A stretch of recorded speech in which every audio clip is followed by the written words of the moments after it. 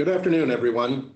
I'm John Rogers. I'm the chairman of the Atlantic Council, and it's a pleasure to welcome all of you to the official launch of the Atlantic Council's new GeoEconomics Center, which we believe will be a crucial component in the Council's ability to help tackle the myriad of global challenges facing us today and in the years to come. Today's launch is, of course, the culmination of many months of work and imagination from industry, academic, and thought leaders across a range of areas and disciplines related to the center's underlying mission, which in my mind, in shorthand, is to bring thoughtful and practical solution to complicated geopolitical problems.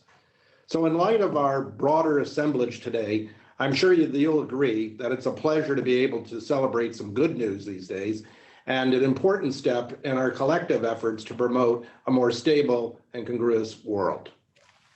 With that mission as our North Star, our new center stems from the basic idea that economics, finance, and foreign policy have become too siloed with respect to how we appreciate and calibrate their interplay.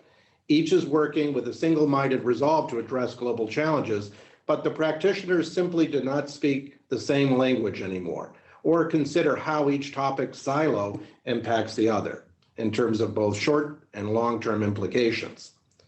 As our nation shows us, however, it didn't used to be that way. The United States always had been a pioneer in the notion of collaborative economic leadership, a guiding philosophy that has, over the last couple of hundred years, promoted peace and prosperity both in the United States and around the world.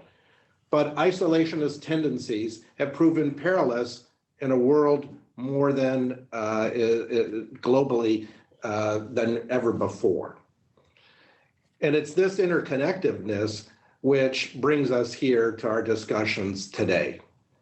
As such, the Council's new GeoEconomics Center is focused on ensuring that America works with its time-honored friends and allies to strengthen the global economy, applying a constructive, multidimensional approach to the obstacles we collectively face.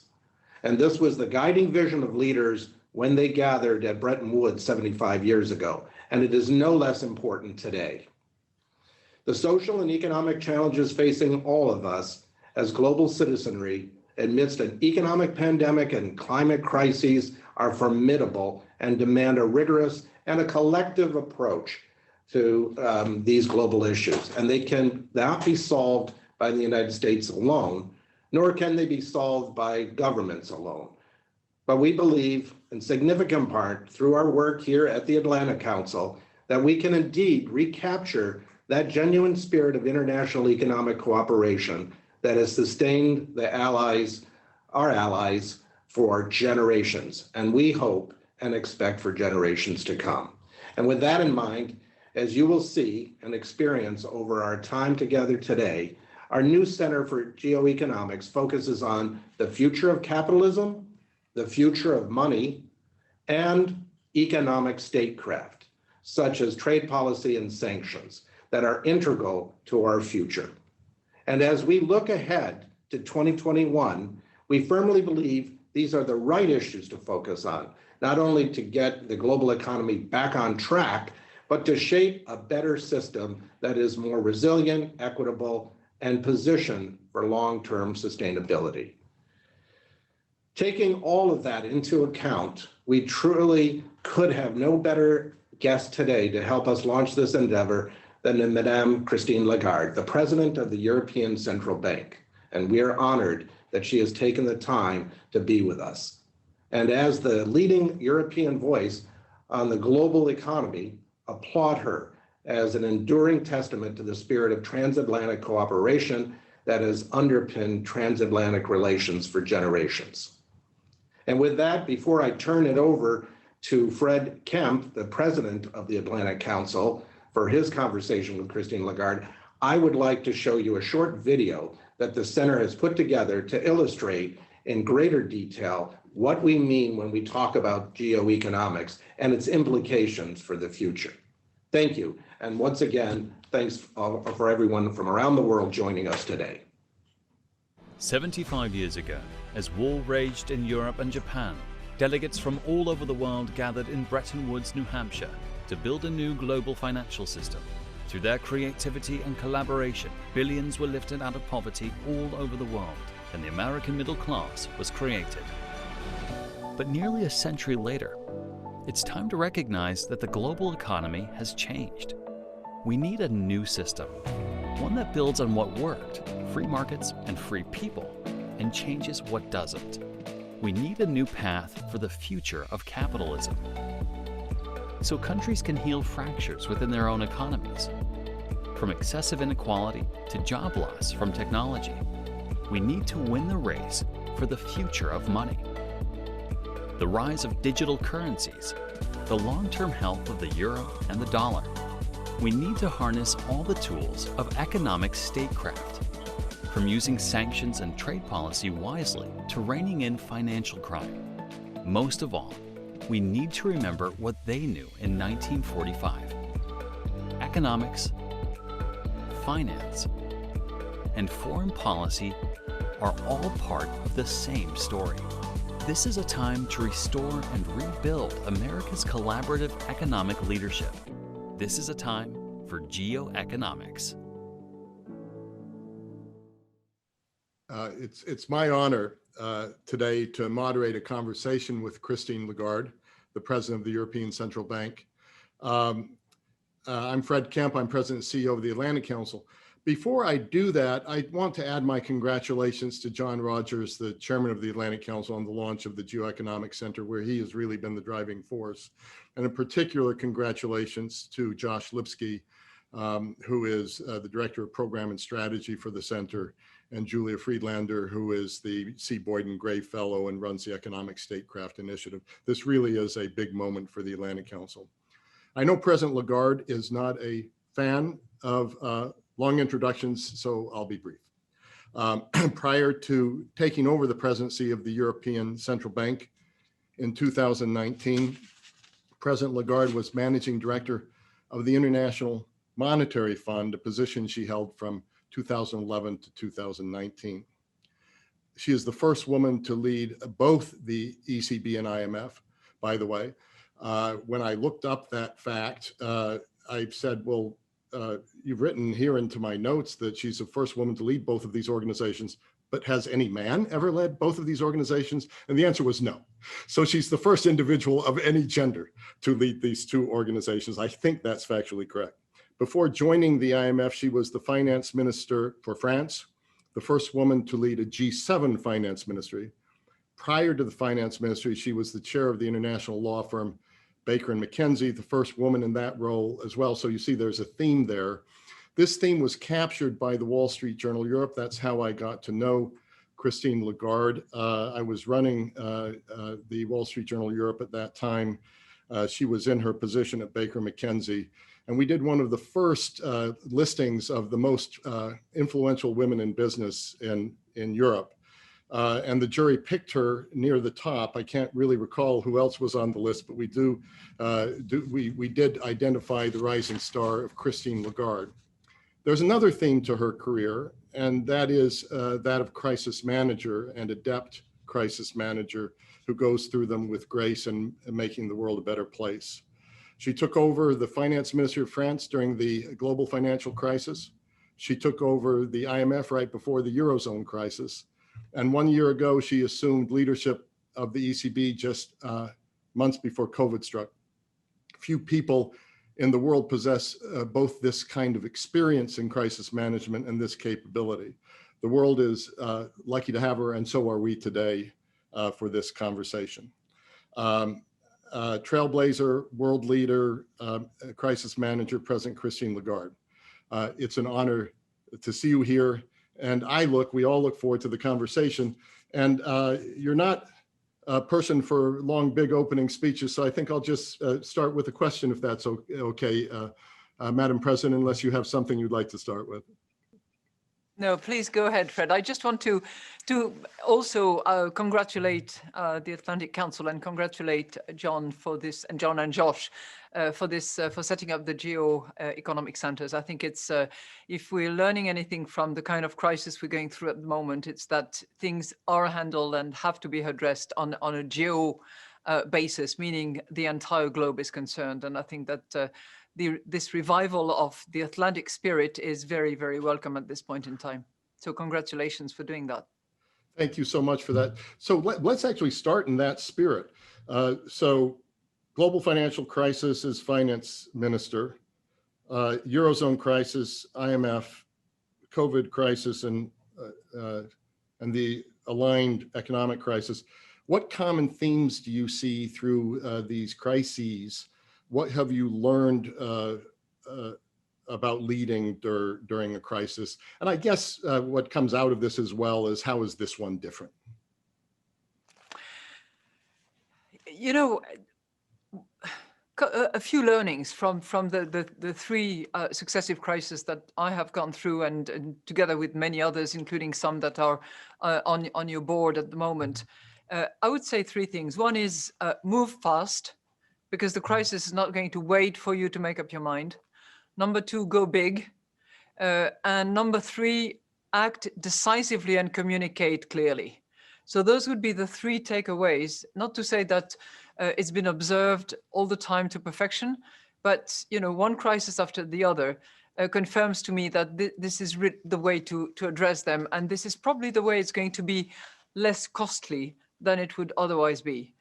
In retrospect, when I look at the way in which we tried to address particularly the Eurozone or the European sovereign debt crisis, I think that if we had moved a little bit faster than we did, it would not have been as costly as it was, and it would not have left as many scars as it did. So those would be my three takeaways. What has been different with this one, Fred, is certainly that unlike during the great financial crisis of 2008, I think we understood that we had to act swiftly and together. And by that, I mean, as opposed to last time around where everybody was about monetary policy should not be the only game in town, it's pretty clear that in many countries, monetary policy and fiscal policy went hand in hand, and that there was much better coordination in order to address what was this completely unexpected, unparalleled, brutal crisis that really put a halt to economic life as we knew it. And the fact that we were able to coordinate and operate together, I think, leveraged our respective position and amplified the impact that we had in trying to really put a floor under the economy and organize the safety nets that were organized promptly, certainly in this part of the world. I mean, that's really interesting, what you said about this coordination of monetary policy and fiscal policy. You're in a unique position in leadership in that you have handled both in jobs that you've had. Another person who was going to be on today, except for the fact that she has to face confirmation hearings, Janet Yellen, has gone through the same thing. What kind of special attributes do you think this gives you, both, if I may, as women, but also as people who have handled the instruments of monetary policy and fiscal policy? And of course, Janet Yellen is up for confirmation as Treasury Secretary. I think having the experience on both sides, both fiscal and monetary, probably equips us with a sense of where are the respective mandates of the two set of policies. In other words, where not to entrench in the other's mandate, and how to best align the objectives that we have within our respective mandate in order to leverage our respective positions. Let me give you an example. When we used essentially two key instruments in order to both stabilize financial markets and make sure that credit was flowing through the economy. And if we had just done that movement of making sure that credit flew into the economy through the channel of banks, that would have been good, but it would not have been as good as it being accompanied by governments putting together guarantees that would be available for banks in order to lighten the risks that they were taking. So the fact that they could get financing at very attractive conditions encouraged them to lend. The fact that, on the other hand, the government was coming along saying, we will provide guarantees, so be bold in lending and make sure that credit flows and that the cost of financing is cheap and is not increased by the risk premium that you would otherwise take. I think the combination of these two, well articulated, was a successful instrument in order to help enterprises from the self-employed to the large corporates continue to operate, continue to invest, or continue to face the cash requirements that it had. You could use the same example in the field of jobs. To make sure that companies were continuing to operate and had access to credit was one thing, but having at the same time the fiscal authorities say, we will put in place furlough schemes, unemployment schemes that will actually support income of those people whose jobs are just crossed out for the moment because of the crisis, was a good, successful combination of the two: monetary policy supporting and fiscal policies targeting where the needs were. So I think, having been in both positions, both Jeanette and myself, and I'm just thrilled that she's going to be a colleague very soon, I hope. And I wish her all the best and waves of success in the hearings that she will have to go through now. I think it gives us a chance not to interfere in the other institutions' mandate, but to hold hands and to operate jointly in the most efficient way. Thank you so much for that answer. I think what sets this apart from the other two crises is we're not out of it yet as well. So True. Let's talk monetary policy. The ECB's taken extraordinary measures, historic measures, but the crisis persists. And there are some troubling economic indicators. I wonder if you could do two things. One of them is look back and explain for the audience some of the extraordinary steps of the past 7 months. And I know this one's a little bit harder ahead of an ECB rate meeting on December 10th, but you'll forgive me as a recovering Wall Street Journal journalist to basically ask you to think about what new measures might be necessary because we're still in this crisis. And you have suggested that this will be a particularly important meeting. Well, Fred, what we have done is, as I said, very early on in mid-March, we decided to use essentially two key instruments. One which was an asset purchase program that was exceptional, that was targeted, and that was flexible in order to be as powerful as it could be. And soon enough, it was 1.3 trillion euros that was there to essentially stabilize financial markets, but also try to mend the impact of the pandemic on our inflation, which is our aim under the price stability mandate that we have. So that was one pillar of our strategy. And it proved very efficient rapidly. The yields came down very quickly. We reduced the risk of fragmentation very rapidly as well. And I think that in retrospect, we can be satisfied with the impact, the effectiveness of this tool. The second one is the one that I've referred to, which consisted of offering very attractive financing terms to banks so that they could themselves be encouraged to lend to the economy. Because the last thing we wanted was to have a seizure of the economy. So we had to make sure that money continued to flow and that credit could continue to be given to enterprises and to households. And that has worked too. The lending rates were maintained at a very low level, anywhere between 1.3 and 1.4%, depending on whether it's corporate or households. The volume of loans increased significantly in the range of 7% as opposed to a 4% previously. So despite the crisis, we managed to bring it up because the incentive system was structured in such a way that if lending by banks was at least as large as what it had been before COVID hit, they are and will be eligible to a negative rate of 100 basis points. So that's really attractive conditions. It's not a gift, it's with conditionality. So if they don't provide those loans to the economy, that attractive rate will not be there for them. But it's sufficiently incentivizing them that clearly we are seeing the volume and we are seeing the low rates made available to enterprises as well as to households. Now, combined with that, we also enlarged the pool of collaterals so that banks could bring up as much collateral, as much papers in order to get the financing. So those were the key planks of our strategy in order to address the crisis.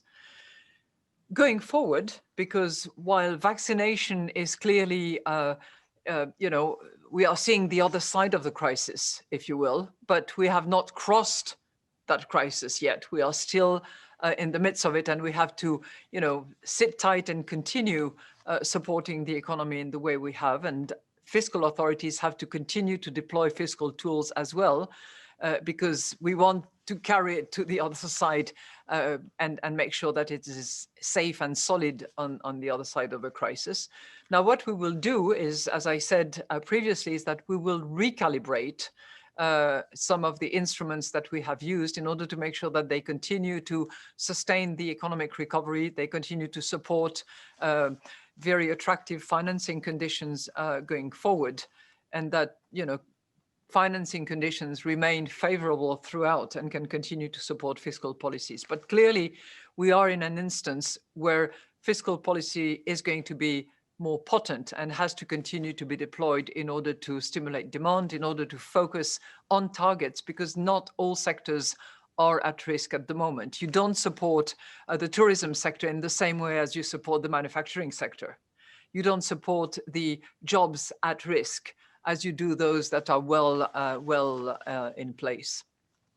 So that's what we will be doing shortly. And I know a part of your job is avoiding making news ahead of rate meetings like December the 10th. You've been around, Fred, you know that. But new measures, do we need new measures because we are getting this new spike?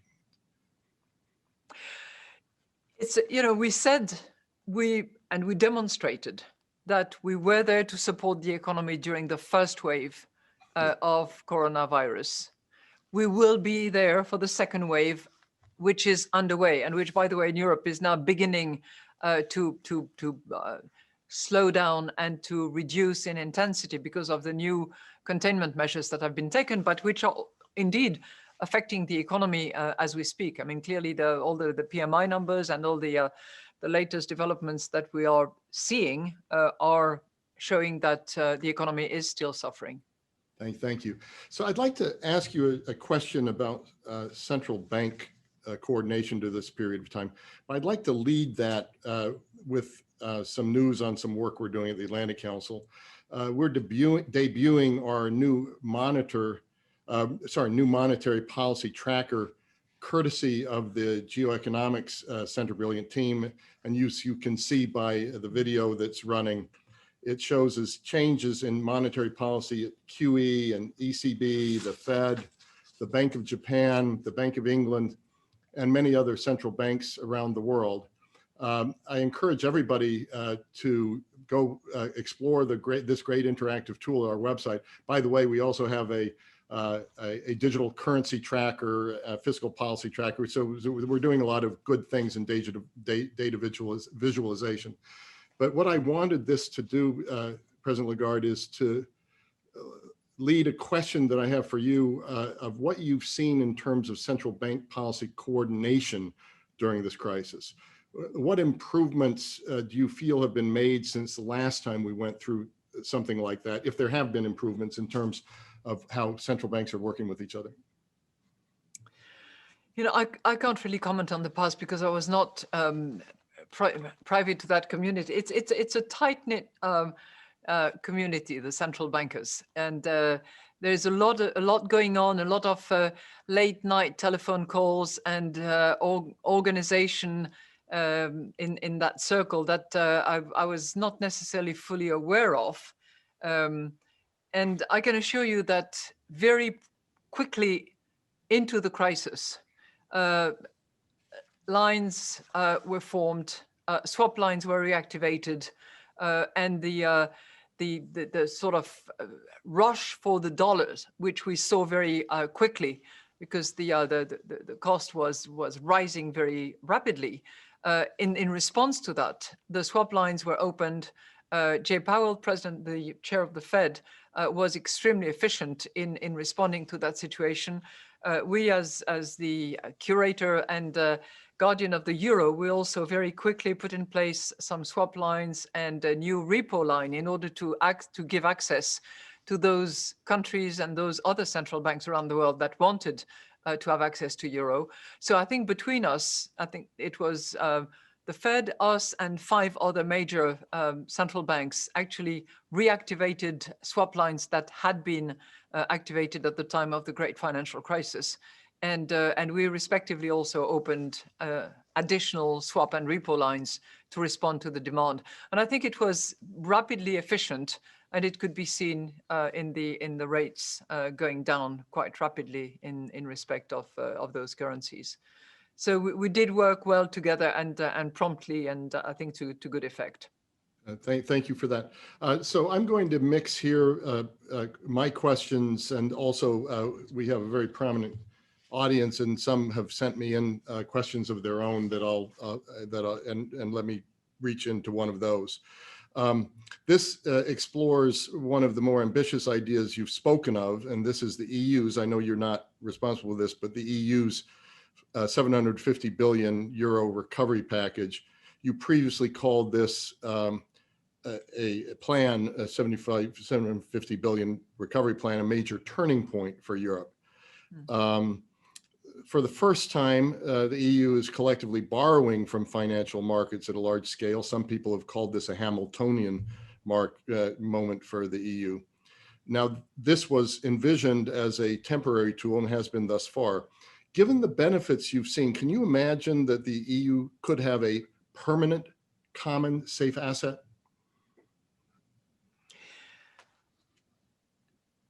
A permanent safe asset at the European level is certainly something that has been desired by many.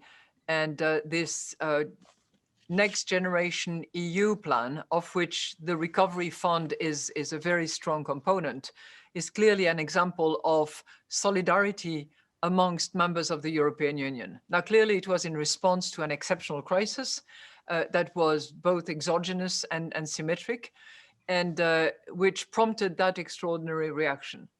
I don't think that the founding mothers and fathers of this new instrument intended for it to stay forever, but it certainly gives good standards for whatever further work will be done around similar type of instruments for similar circumstances going forward. So it's certainly a signal that when faced with a shock, when confronted to crisis, the Europeans can actually close ranks, get their act together, and borrow jointly to not only lend back, but grant back, which is also very unusual and a premiere on the European scene. Yeah, thank you so much for that. Let's turn to digital currencies. That's going to be one of the deepest areas of focus of this new GeoEconomics Center, which will focus on the future of money, the future of capitalism, and economic statecraft. You've been a leader in thinking about this issue for years.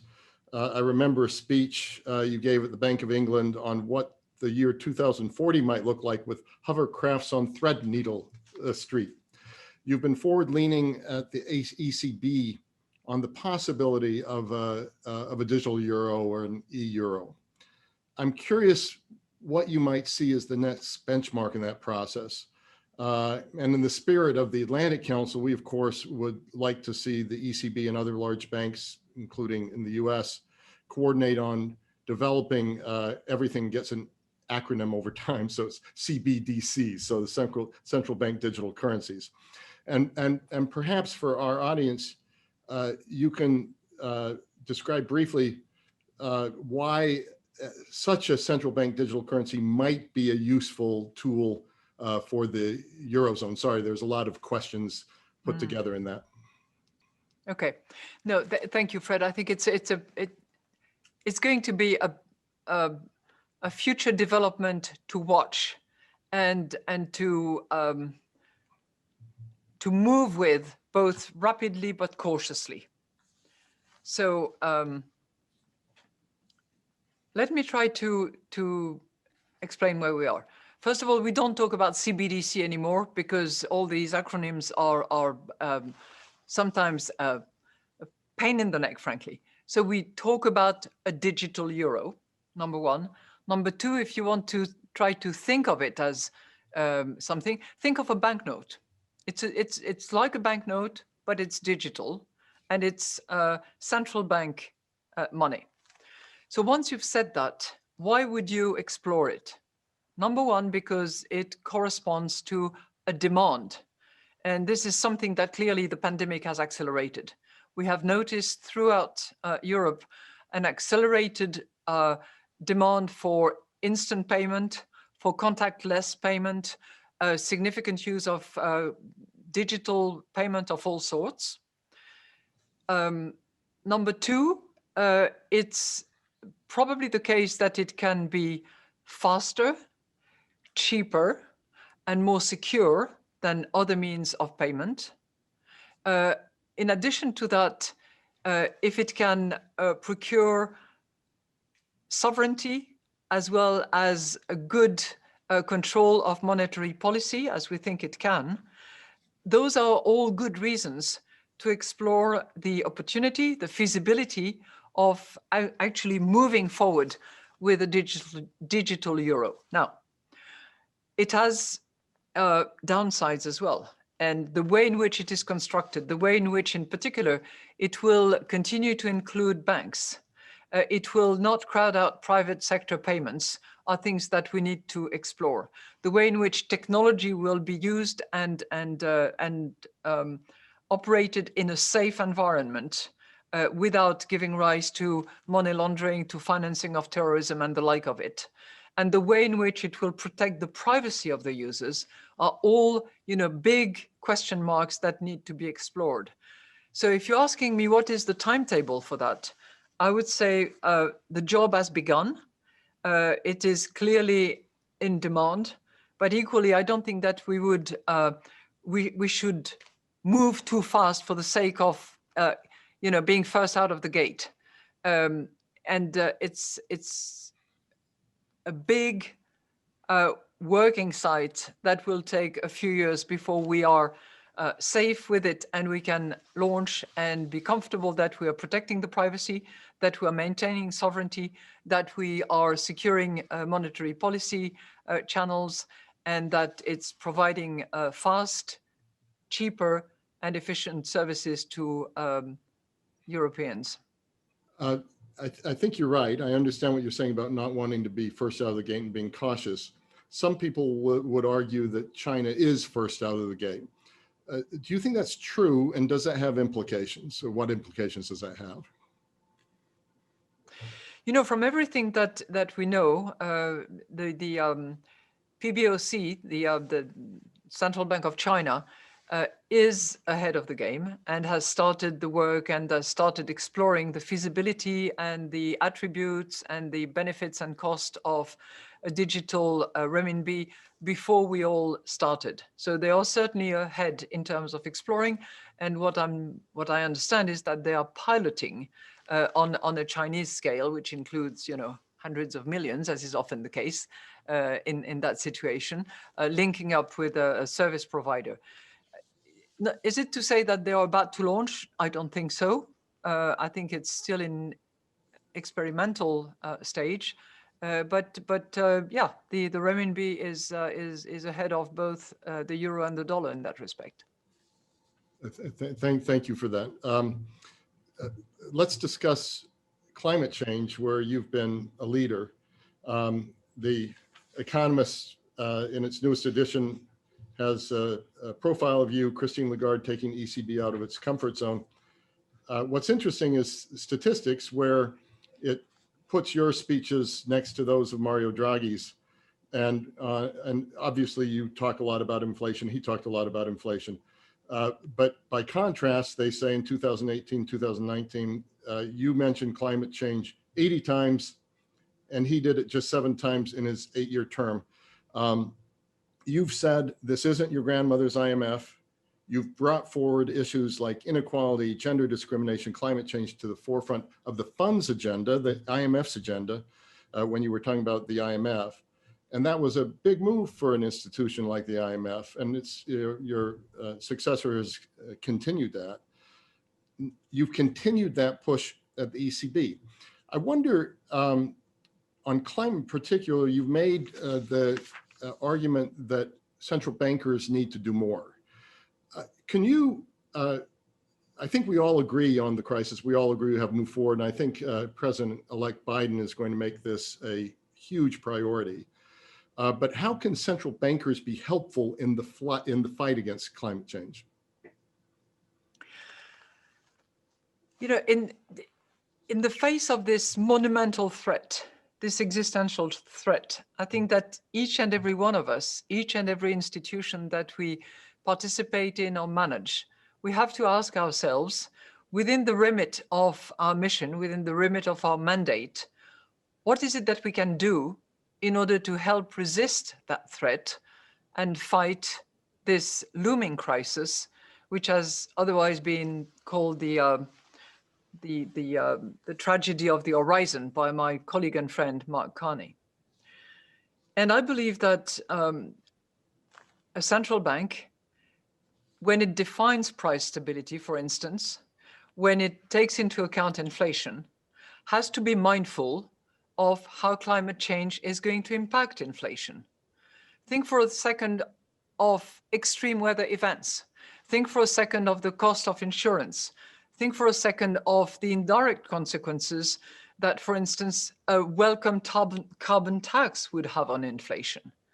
So in terms of the aim that we have to set for ourselves, climate change has an impact, and we must take it into account. That's one example. Another example, if people are so worried, as many of them are, and particularly the young people, and so uncertain, that they increase the volume of their saving, you know, for the rainy day, or for the stormy day, or for the next drought, that has an impact on how much policy space we have in order to define our monetary policy. So in those two respects only, clearly, climate change has an impact. We have to take it into account. Now, this is on the central bank monetary policy activity. If my institution, the European Central Bank, also has a supervisory activity and has to identify how banks in Europe manage risks. Well, banks have to be able to account for the collaterals that they hold. And if that collateral is mispriced because externalities have not been priced in other words, the declining value of certain energies and the increasing values of others, the stranded assets, if that is not taken into account, well, the value of collaterals that is held by those banks, if they are not attentive to that, might not be exactly in sync with what has been actually accounted for. So that's a matter for supervisors as well to be concerned about. And there are multiple other areas where, together with members of the Governing Council of the ECB, as part of our strategy review, we're going to determine whether and how we can help with the fight against this crisis that is on the horizon and that will crush us if we don't take measures early enough. So that's my advocacy for climate change as a central banker. That incredibly well put, as always. I think that's a very powerful statement. Let's turn to the euro. The euro is going to turn 22 soon, so we at the Atlantic Council say, well, that's about when you graduate from college, although in some European countries it's a lot later than that.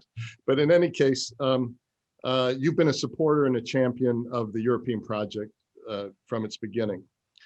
How would you assess this college student or this college graduate at 20 plus years with the benefit of some hindsight and wisdom, particularly as we go into the continuation of this very difficult period? I would say two things, Fred. At age 22, the currency, the euro, is enormously valued by the Europeans. It is one of the most popular attributes that they recognize themselves or associate themselves with. More than 70% of Europeans are satisfied with the euro. I mean, when you think of it, and you're familiar with Europe and you've spent time in some European countries, there was a very strong attachment to the franc, to the lira, to the Deutschmarks. You don't hear those words anymore. Everybody rallies behind the euro. The euro is an identification of the European Union and its citizens. On the construction of Europe, in addition to that monetary union, which has been created with the success that I just mentioned to, it is still work in progress, but work is making progress almost as we speak. It's only yesterday, for instance, that the finance ministers of the Eurogroup decided to approve the European Stability Mechanism as a possible backstop in case of bank resolution. This is all a bit obscure and complicated, but it's a breakthrough by way of saying jointly that pot of resources that we have together built out there is going to be used in case of a bank resolution that is organized by the Bank Resolution Board at the European-wide level. You were talking about the Next Generation EU and the Recovery Fund, which is endowed with 750 billion euros. That's another sign that there is a Europe on the move, which is caring for each of its members, depending on how badly they were affected by the crisis. So it's constant work, and it's, you know, Schuman and Monnet, the founding fathers of Europe, have said that in their days, that Europe will not be built in one day. It will be built and will make progress through crisis. That's what we are seeing, but there is clearly progress. Thank you so much for that. Let me turn to another question that's come from a participant. You've said that female leaders proved themselves during the coronavirus crisis and outperformed their male counterparts. You've praised the female heads of state of Germany, Taiwan, Belgium, New Zealand for the way they've handled it. You've also often talked about the importance of having more women in leadership positions, also famously saying, and I just love this quote, if it had been Lehman sisters instead of Lehman brothers, the world might look a lot different today. So one of my favorite quotes. I wonder if you can give your thoughts of female leadership in a COVID crisis, why it's played a role. But there's a flip side to this, which is women, as you read it, are also suffering the most from some of the dislocations of the COVID crisis and the economic crisis. So a two-part question. Yeah, you're right to put these two together, Fred, because it's one of the great paradoxes of what we're seeing at the moment. From what most observers see, and certainly from what I have witnessed myself, you can tell that women in leadership managed to face the crisis in an authentic, rational, honest, I was going to say modest way, recognizing when they don't know and acknowledging and sharing what they know. This is what I have observed, and this is not detrimental to any others, but I have seen them operate on that basis. And I think that it has been recognized by various media and observers that that very small group of women leaders in the world have actually had a good crisis. Let's put it that way, for lack of a better word. But at the same time, those most affected by the crisis because they are prevalent in the care service, because they're prevalent in the tourism industry, because they're prevalent in entertainment and hospitality, are the women. And as a result of that, they were first victims, in a way, or prime victims of the crisis, of the jobs seizure, of the halt to the economy. And what we are seeing as well is that they are late back to the job market. They have in the main been more burdened by the additional tasks that were put upon families, whether it was, childcare centers being closed, whether it was homework having to be done.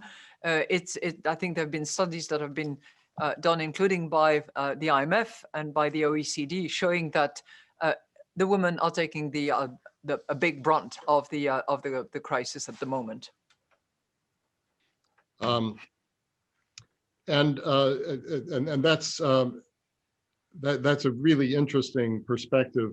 Women have had a good crisis, and it really is interesting, your outlining of some of the reasons for that. But Fred, I said women in leadership. I'm not saying women have had a good crisis, because women in general. Women in leadership have done well during this period of time. We are going to explore at the GeoEconomics Center a reimagining of the Bretton Woods system. Our own feeling is that it's time for that. I just wonder how you feel about that. You gave a speech a few years ago, the Kissinger Lecture here in Washington, where you called for an age of ingenuity. Is it time for us to apply some ingenuity in looking at the Bretton Woods system?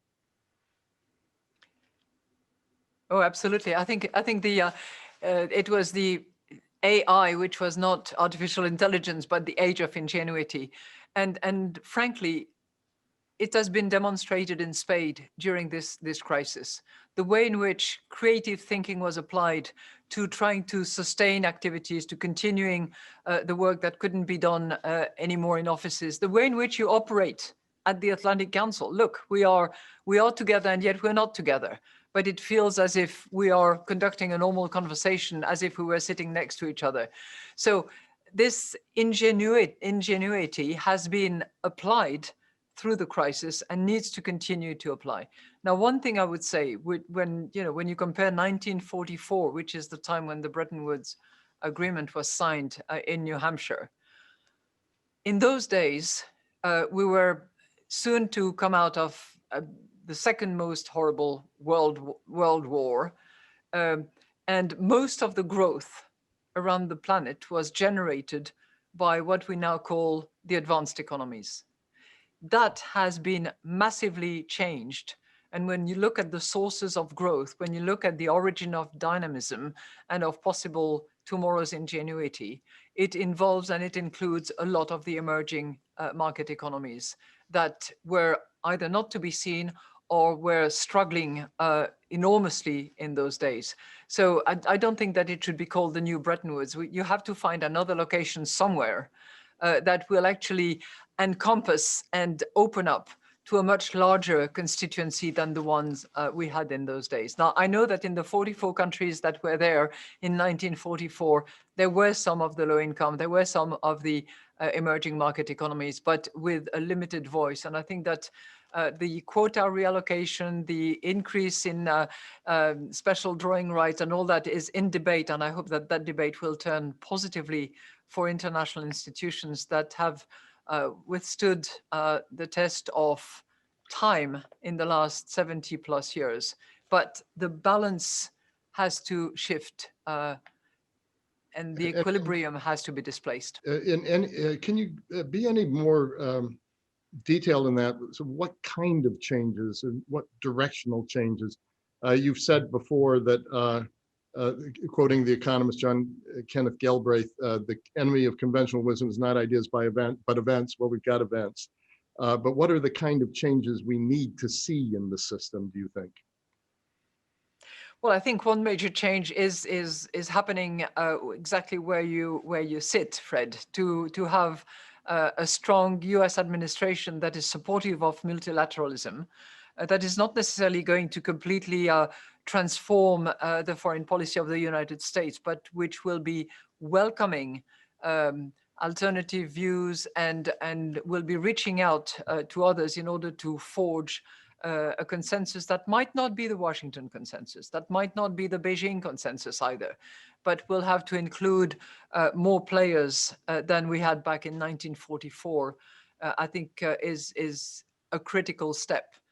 If the leading economy in the world is not playing by the same rules as all the others, it is a major issue. And I think that it has been to a certain point over the last few years. And which also gives us now a historic opportunity, potentially. Yep. So we've reached the end of our time. Let me just end with one of my favorite questions. We have not had the value and the experience of being the ECB president.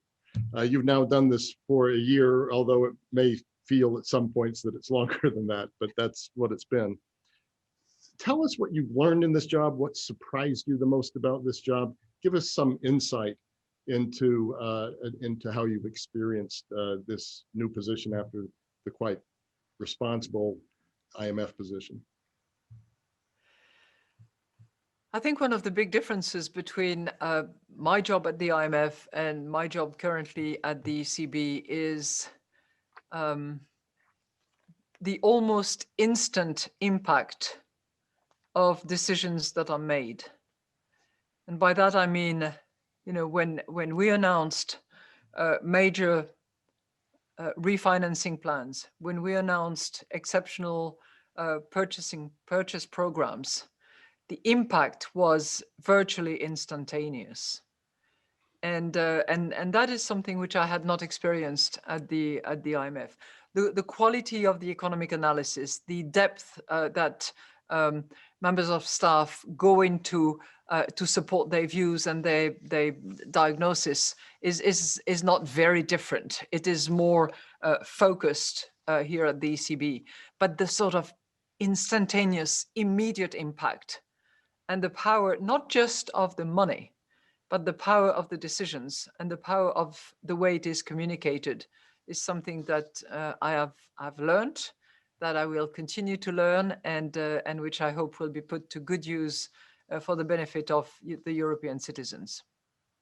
What a wonderful close. I'm going to quote yourself. You were not talking about yourself when you were talking about women in leadership being authentic, rational, honest, modest, but you are all of those things and much more.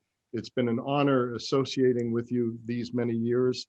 The Atlantic Council has had a terrific relationship with you in your various responsibilities in France, at the IMF, and now at the ECB. We look forward to working with you in the future. It seems almost fitting at this point that I'm going to pass now to the Director of Strategy and Programs of the Atlantic Council, since he is also a Christine Lagarde acolyte and a former right hand to you when you were at the IMF. So let me, at this point, pass to Josh Lipsky and congratulate you on the launch of the center with your amazing staff.